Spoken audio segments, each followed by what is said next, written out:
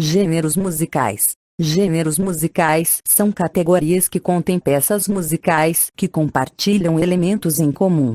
Os gêneros definem e classificam músicas em suas qualidades.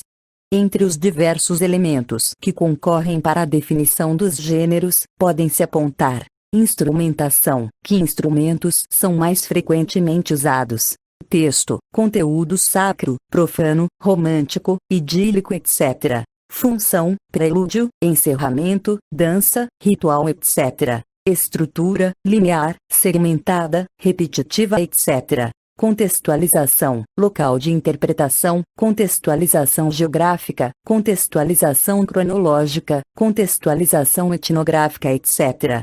Analisando gêneros. Alguns, como música indiana, são definidos geograficamente. Outros, como música barroca, são definidos cronologicamente. Outros são definidos por requerimentos técnicos.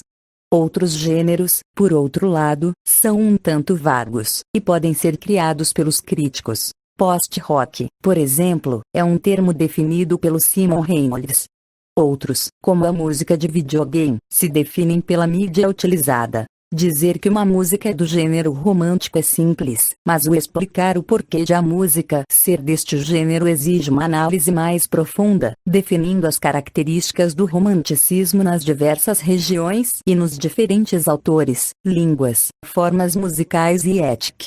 Atualmente, nas universidades anglo-saxônicas, estudam-se gêneros musicais com base em 5 perguntas a serem respondidas, os 5 Ws. Em inglês, em português: what, o que? Wo, quem? Where, onde? Vem, quando? Vi, por quê? Num teste apresentado em aula de música, toca-se um trecho curto de uma gravação, uns 6 segundos, de uma obra qualquer. A obra pode ser cantada, ou instrumental de qualquer época e gênero. Em seguida, os alunos têm de ser capazes de definir o estilo desta, respondendo às perguntas dos 5 Ws. Se o trecho musical tocado fosse uma missa, na pergunta por quê? Obviamente a resposta incluiria que há canto coral, e o canto está escrito em latim. O texto é litúrgico e, se capaz de captar o movimento, pode-se dizê-lo. Parte do Agnus Dei, por exemplo. As outras perguntas ajudam a responder outras características importantes que definem o gênero. Missa. O importante é não confundirmos nunca forma musical e gênero musical. Algumas pessoas acreditam que a categorização musical é inútil. Johann Zorn, por exemplo, um músico cujo trabalho cobriu vários gêneros, escreveu, em Arcana, Musicians on Music, que gêneros são ferramentas usadas para comercializar uma visão pessoal complexa de um artista, alegando também que, às vezes, gêneros representam esforços de marketing em vez da distinção musical de fato. Outros artistas acreditam que é culpa do próprio artista por criar um trabalho que pode ser colocado numa mesma classe compartilhada com outros. Classificar música pelo gênero é ainda fato, deixando mais fácil de distinguir as obras na história da música através dos diversos períodos, escolas e ideias que tenham caracteres comuns, além de estar aumentando a facilidade com que indivíduos encontram artistas e estilos musicais que apreciam. Assim como existem várias definições para a música, existem muitas divisões e agrupamentos da música em gêneros, estilos e formas. Dividir a música em gêneros é uma tentativa de classificar cada composição de acordo com critérios objetivos, que não são sempre fáceis de definir. Uma das divisões mais frequentes separa a música em grandes grupos. Música erudita, a música tradicionalmente dita como culta e no geral, mais elaborada. Também é conhecida como música clássica, especificamente a composta até o romantismo por ter sobrevivido ao tempo ao longo dos séculos, no mesmo sentido em que se fala de literatura clássica. Pode ser dito também de música clássica, obras que são bem familiares e conhecidas, ao ponto de serem assoviadas pelas pessoas, algo mais popular, assim como a literatura. Seus adeptos consideram que é feita para durar muito tempo e resistir à moda e a tendências. Em geral exige uma atitude contemplativa e uma audição concentrada. Alguns consideram que seja uma forma de música superior a todas as outras e que seja real arte musical. Porém, deve também ser lembrado que mesmo os compositores eruditos várias vezes utilizaram melodias folclóricas, determinada região, para que em cima dela fossem compostas variações. Alguns compositores chegaram até a apenas colocar melodias folclóricas como o segundo sujeito de suas músicas, como Villa-Lobos fez extensamente. Os gêneros eruditos são divididos sobretudo de acordo com os períodos em que foram compostas ou pelas características predominantes. Música popular, associada a movimentos culturais populares. Conseguiu se consolidar apenas após a urbanização e industrialização da sociedade e se tornou o tipo musical icônico do século XX. Se apresenta atualmente como a música do dia a dia, tocada em shows e festas, usada para dança e socialização.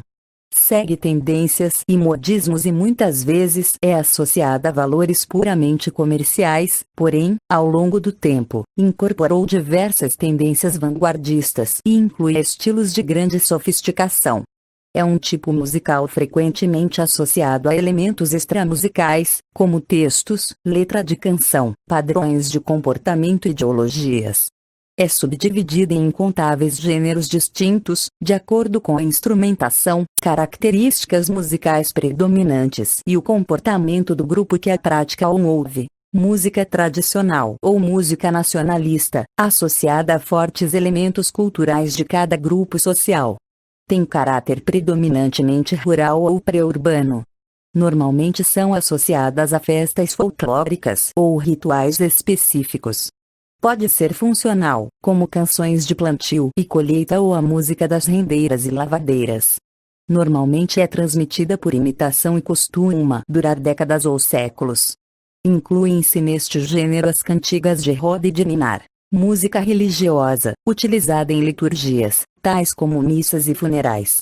Também pode ser usada para adoração e oração ou em diversas festividades religiosas como o Natal e a Páscoa, entre outras. Cada religião possui formas específicas de música religiosa, tais como a música sacra católica, o gospel das igrejas evangélicas, a música judaica, os tambores do candomblé ou outros cultos africanos, o canto do muezzin, no islamismo entre outras. Os estilos musicais ao entrar em contato entre si produzem novos estilos e há uma miscigenação entre culturas para produzir gêneros transnacionais. O blues e o jazz dos Estados Unidos, por exemplo, têm elementos vocais e instrumentais das tradições anglo-irlandesas, escocesas, alemãs e afro-americanas que só podem ser fruto da produção do século XX. Outra forma de encarar os gêneros é considerá-los como parte de um conjunto mais abrangente de manifestações culturais. Os gêneros são comumente determinados pela tradição e por suas apresentações e não só pela música de fato.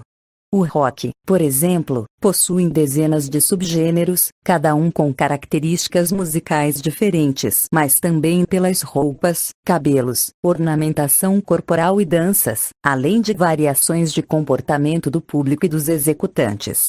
Assim, uma canção de Elvis Presley, um heavy metal ou uma canção punk, embora sejam todas consideradas formas de rock, representam diversas culturas musicais diferentes. Também a música erudita, folclórica ou religiosa possuem comportamentos e rituais associados.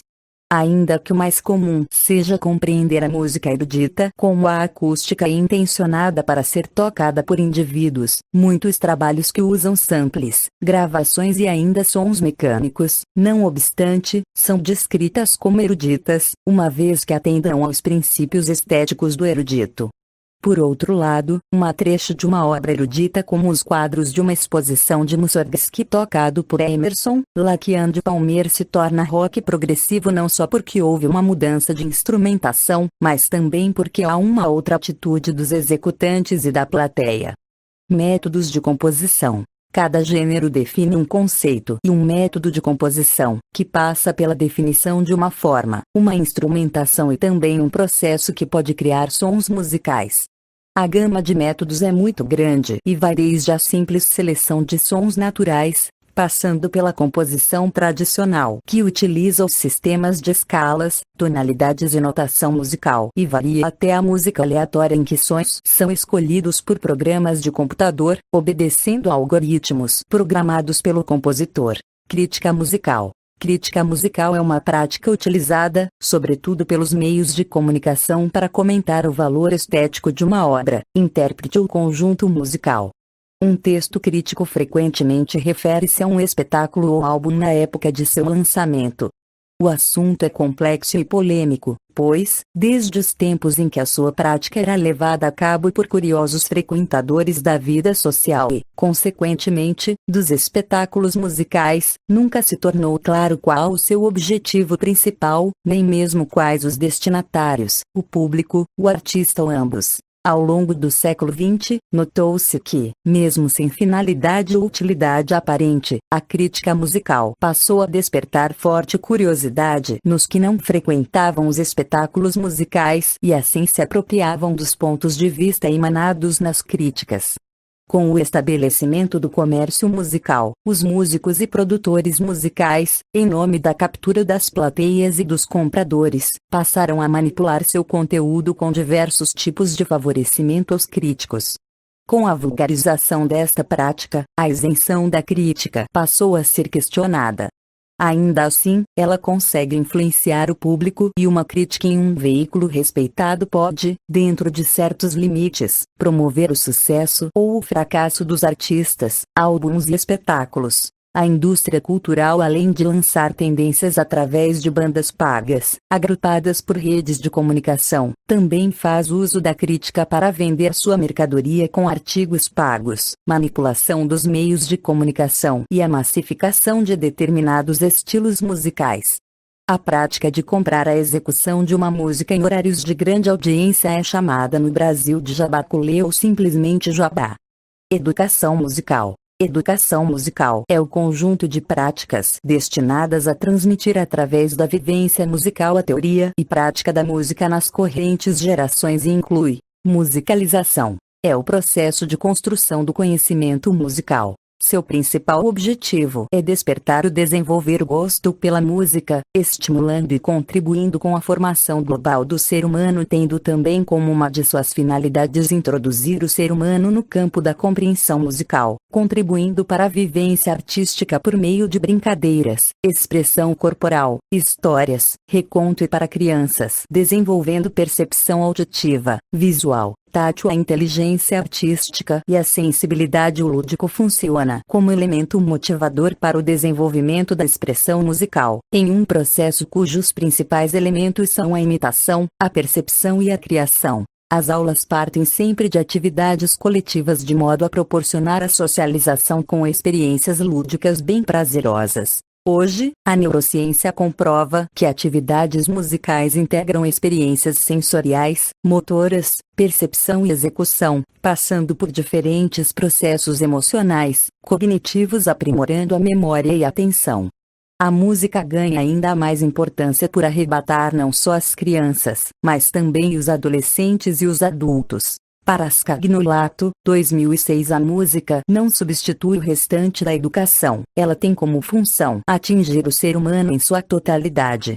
A educação tem como meta desenvolver em cada indivíduo toda a perfeição de que é capaz. Porém, sem a utilização da música não é possível atingir a esta meta, pois nenhuma outra atividade consegue levar o indivíduo a agir.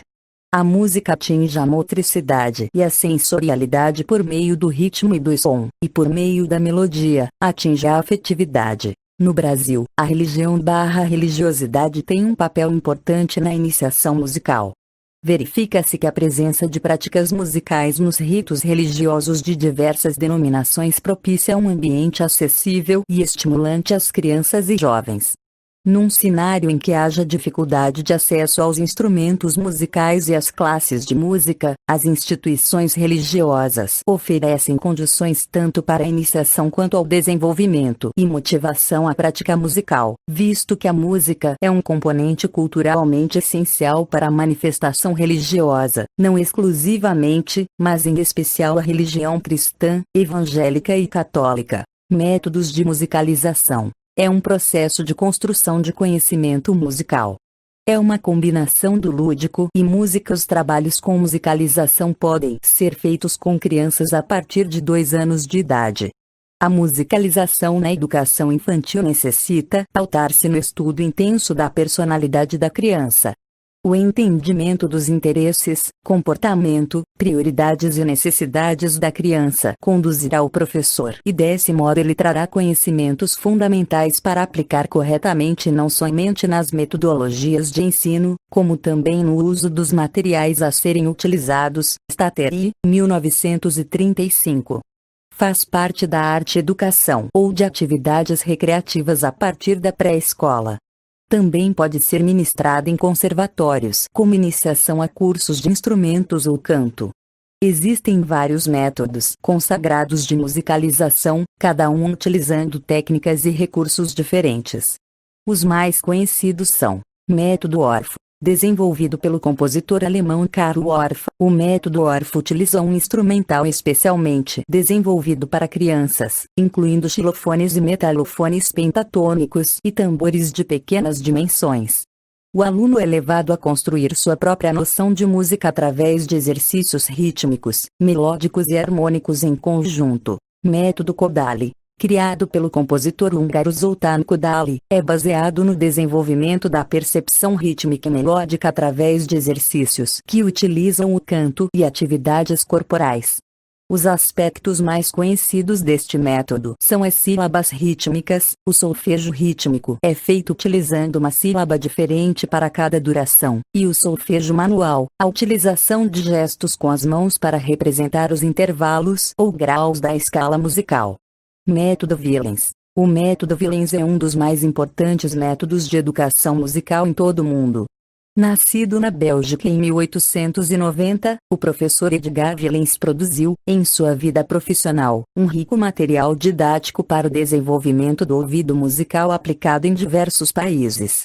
Descobrindo a interligação existente entre a música e o ser humano, ele relacionou o triplo aspecto do homem, fisiológico, afetivo e mental, com os elementos característicos da música, ritmo, a melodia e a harmonia.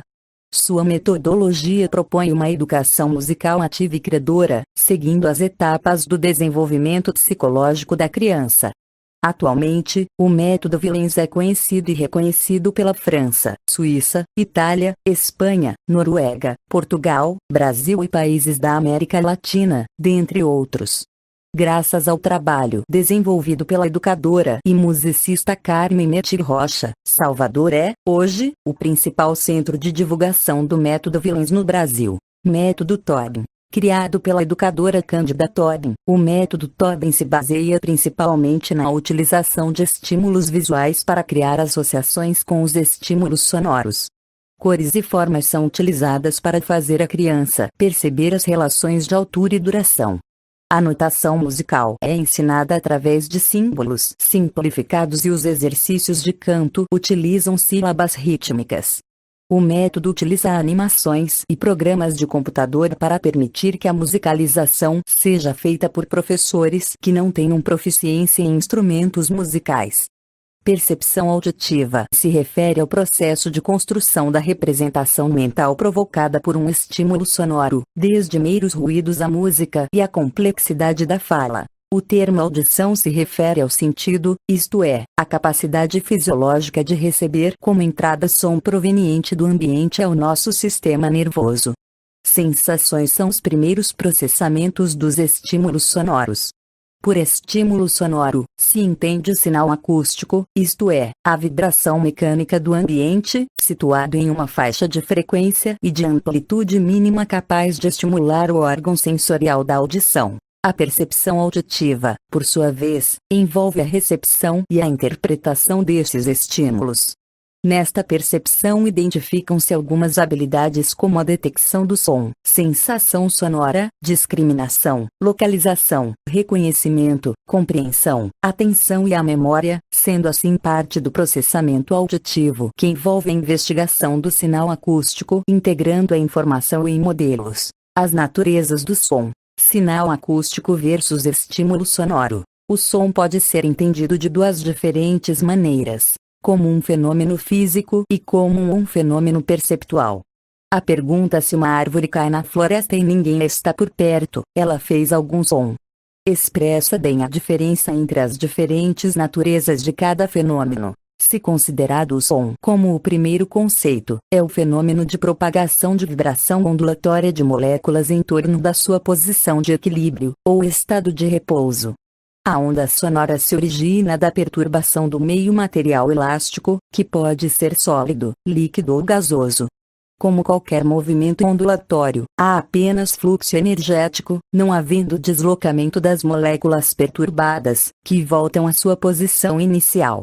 Isto é, som significa a propagação de uma onda de pressão, que pode ser prontamente medida, digitalizada em um computador e analisada. Esta vibração pode ser chamado de estímulo sonoro a partir do momento em que estimula os órgãos da audição, ou seja, é o som na segunda acepção. Ao ser captada pelo ouvido, pondo a vibrar o tímpano, o que constitui o ponto de partida da estimulação do ouvido e da percepção da informação sonora, o termo som se refere ao fenômeno perceptivo que ocorre no interior dos sistemas auditivo e nervoso, algo que é notoriamente difícil de quantificar. É frequente chamar de som apenas os estímulos percebidos como música, voz humana e vocalizações animais, distinguindo-se os ruídos e as ondas inaudíveis. Porém, essa classificação não é a única aceitável. Se é o caso de inaudibilidade ser consequência de inaptidão do suposto ouvinte, por exemplo, se o som estiver a frequência superior a que o sistema auditivo de um ser humano puder captar, nem por isso ele deixa de ser som. O que deixa de existir é estimulação auditiva para o ser humano. Assim, é correto ainda dizer que os morcegos se localizam pelo som, embora em frequências incapazes de estímulas no ouvido humano. Desta forma, é correto dizer que o silêncio absoluto só existe no vácuo. Quanto à relação de som e ruído, estes dois termos são usados de modo indistinto. Porém, ruídos não passam de sons complexos, cujas vibrações acústicas são de amplitude e fase distribuídas ao acaso. Neste caso, ruídos são associados àquilo que não é música, nem voz humana, nem vocalizações animais. Por isso, o ruído associado ao som desagradável pode ser muito subjetiva. Por exemplo, a chuva pode ser um som ou melodia agradável para alguns e desagradável para outros. Outro conceito associado ao ruído é a natureza prejudicial dos sons demasiado intensos.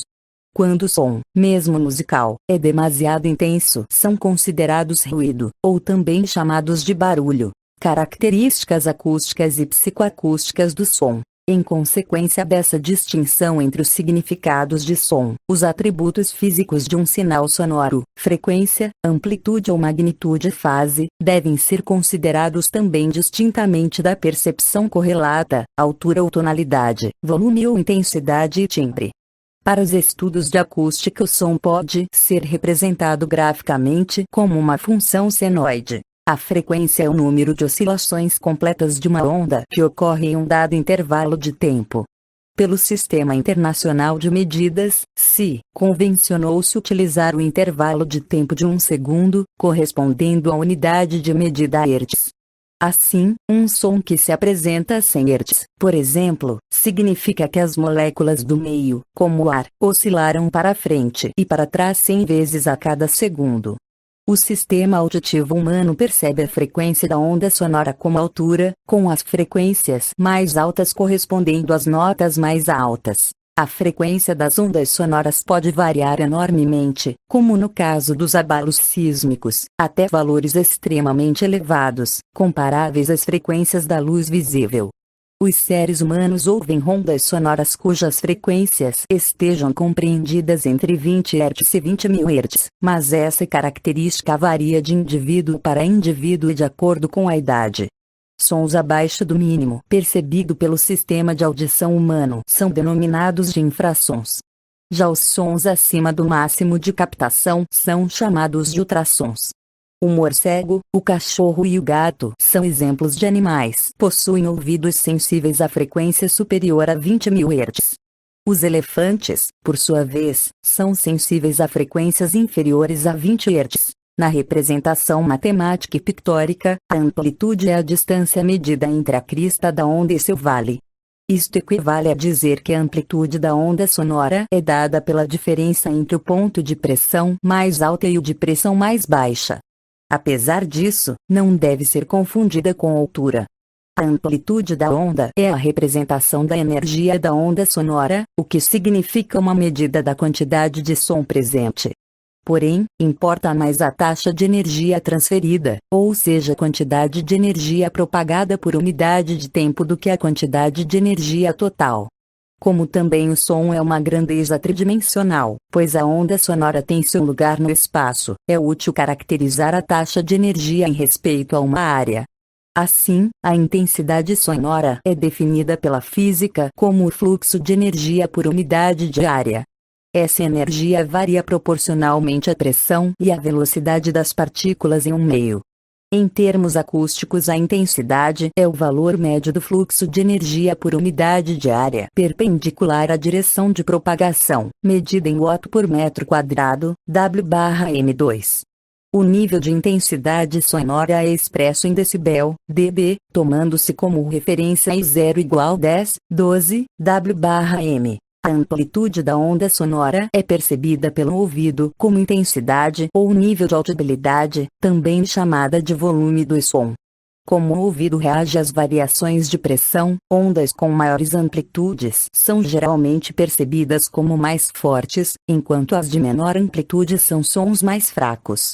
Embora a força percebida de um som esteja relacionado à sua amplitude, a relação não é uma função 1:1, pois o efeito psicoacústico tanto pelo contexto como pela natureza do som. Isto significa que a sensibilidade à intensidade varia de acordo com a frequência. O ouvido é muito mais sensível para frequências entre 1 kHz e 4 kHz. Para isso foi criada uma escala que leva em conta as frequências e os níveis de pressão, cuja unidade são pons. A terceira característica física da onda sonora é a fase, que basicamente significa o início da onda.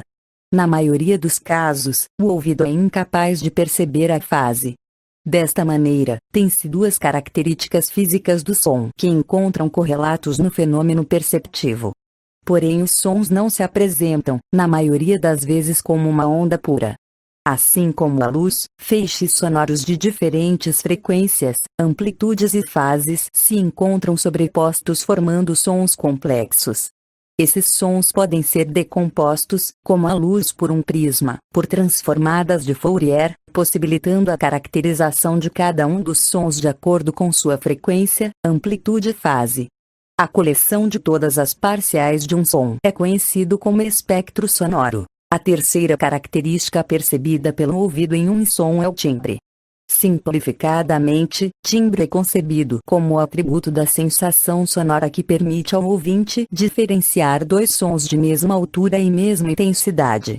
Por exemplo, a mesma música tocada por instrumentos diferentes. É o timbre também que permite diferenciar a voz de duas pessoas diferentes. Embora relacionado à forma da onda sonora, o timbre, no entanto, não pode ser resumido em termos de harmônicas sobrepostas ou meras sobreposições, pois ou se precisaria que o som de uma barra de metal, que não produz harmônicas, não possui timbre, ou se igualaria timbre ao espectro do som, sugerindo que o ataque do som ou o envelope não teriam contribuição ao timbre. Em termos físicos, o timbre é descrito à forma dada pela onda.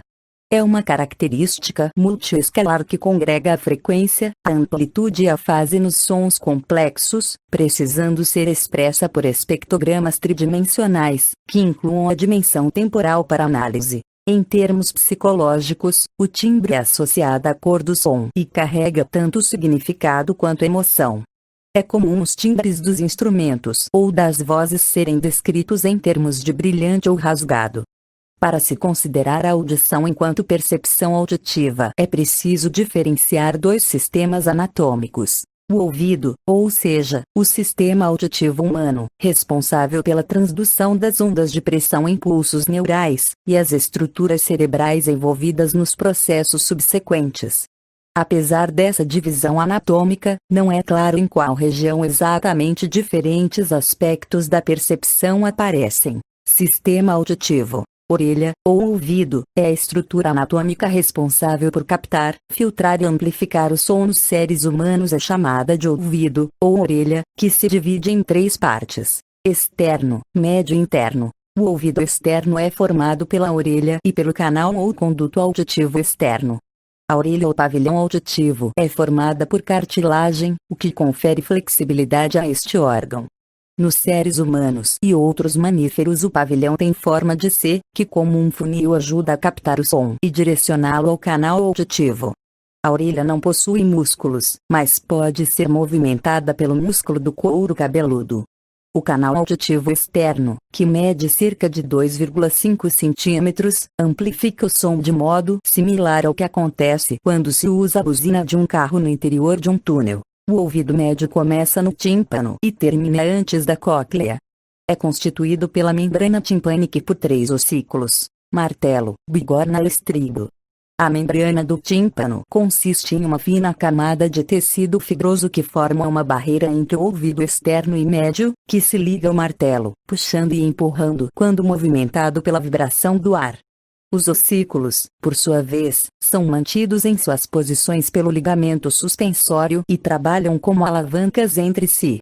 Por último, da mesma maneira que o martelo se encontra ligado à membrana timpânica, o estribo se encontra ligado à membrana da janela vestibular, puxando e empurrando-a, para assim transmitir o som ao ouvido interno. Ouvido interno. O ouvido interno é formado pela cóclea e pelos canais semicirculares.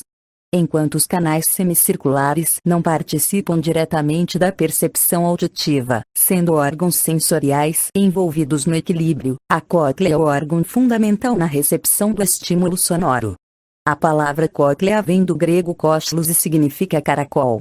A cóclea humana consiste em um espiral, similar a um caracol, que faz quase 3 giros e cujo diâmetro progressivamente diminui em direção ao seu ponto central. Seu tamanho é próximo de um grão de bico e tem aproximadamente 9 milímetros de comprimento. Diferentemente de um caracol, o interior da cóclea possui 3 dutos preenchidos pelo líquido coclear.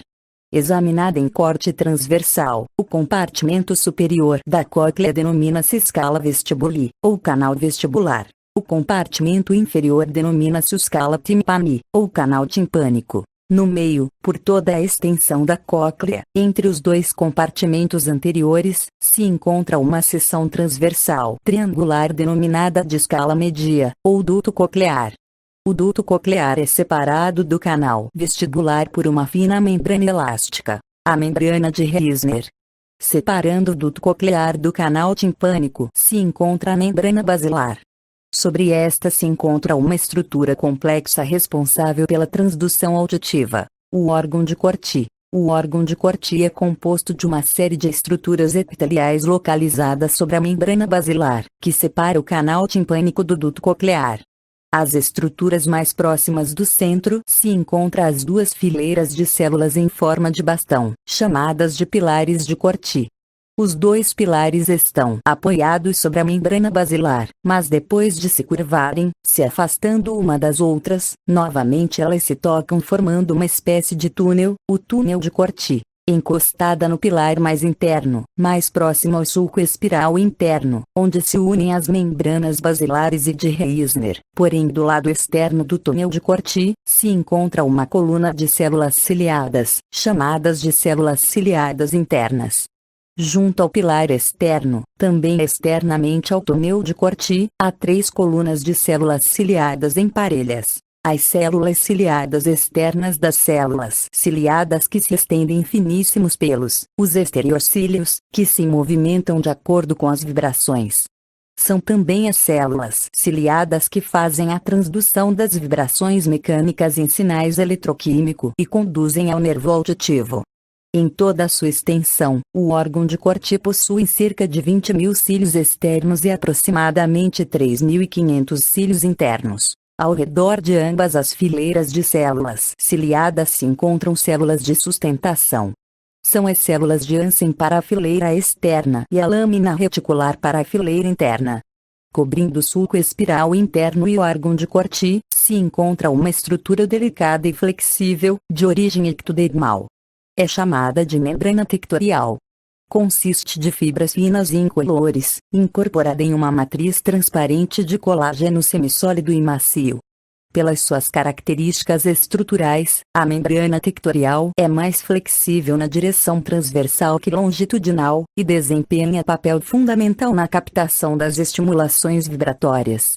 No sistema nervoso, 4 estruturas estão envolvidas com a percepção auditiva: as olivas superiores, o colículo inferior, o tálamo e o córtex auditivo primário. As olivas superiores são as primeiras estruturas do sistema nervoso que se conectam com o sistema auditivo. As células espiraladas do núcleo coclear ventral, que recebem sinais do nervo coclear, enviam sinais tanto à oliva superior medial quanto à oliva superior lateral. Há um par de olivas superiores mais próximas ao ouvido lado direito e outro par mais próximo ao ouvido esquerdo, todos os pares situados no interior do tronco encefálico. São essas estruturas que possibilitam a identificação da fonte pela sua localização. Algumas vias auditivas ascendentes, contudo, não passam pelas olivas superiores e seguem para os colículos inferiores, que se situam no topo do tronco encefálico, no mesencéfalo caudal. A estrutura seguinte envolvida é o tálamo, mais precisamente o núcleo geniculado medial. O par de núcleos se localiza na parte posterior do tálamo, como saliências dos núcleos laterais, pulvinares, entre os núcleos geniculados laterais, que recebem as fibras aferentes responsáveis pelas informações provenientes da retina. Ou seja, no tálamo, a estação de retransmissão para os sinais nervosos de quase todos os sentidos, à exceção é o olfato, as informações das ondas sonoras e das ondas luminosas caminham lado a lado. 9. A chegada da informação sonora no cérebro se dá na área cortical conhecida como córtex primário auditivo. Esta área não apenas recebe as fibras aferentes como fibras ao tálamo e se comunica com outras áreas do córtex responsável pelo processamento das informações, permitindo a percepção, por exemplo, do significado. O córtex auditivo se localiza no giro superior do lobo temporal. Daí as informações sonoras seguem, por exemplo, para a área de Wernicke, no hemisfério esquerdo, responsável pela decodificação das palavras, e para áreas do hemisfério direito relacionados ao tom e ao ritmo. Fisiologia da audição. A recepção do estímulo sonoro. O design do aparelho auditivo é muito adequado para a captação do som. Na forma de um funil, o ouvido externo possui curvas que auxiliam no direcionamento das ondas sonoras até o canal auditivo. O canal auditivo permite que as ondas reverberem, amplificando-as até sua chegada no tímpano, de modo similar ao efeito produzido por um túnel quando um carro buzina dentro dele. A membrana timpânica, formada por um tecido fibroso e elástico, vibra à medida que as ondas sonoras entram pelo canal auditivo. O martelo, ossículo ligado ao tímpano, vibra junto com este, que o puxa e empurra, e, por princípios de alavanca, transmite as vibrações pela bigorna e, finalmente, para o estribo. Este pela janela vestibular, na entrada da cóclea, transmite o som ao ouvido interno. As vibrações na janela vestibular fazem com que se produzam diferenças de pressão no líquido no interior da cóclea. Essas diferenças de pressão se propagam como ondas no interior da cóclea pelo canal vestibular até a parte central da cóclea. As vibrações residuais retornam pelo canal timpânico até a janela da cóclea. Essas vibrações movem a membrana basilar fazendo os estereocílios se flexionarem. A localização da célula ciliada determina a frequência de som a que ela responde, pois a diferente espessura do canal restringe como a membrana basilar se moverá em resposta às diferentes frequências das vibrações. Assim, diferentes frequências, e consequentemente comprimentos de onda, são captados por diferentes regiões da cóclea. Os sons de baixa frequência, os sons graves, são captados na região mais próxima ao centro da espiral, enquanto a alta frequência, os sons agudos, é captada na base da cóclea, próximos à janela vestibular. Essa distribuição espacial dos receptores de som é chamada tonotopia.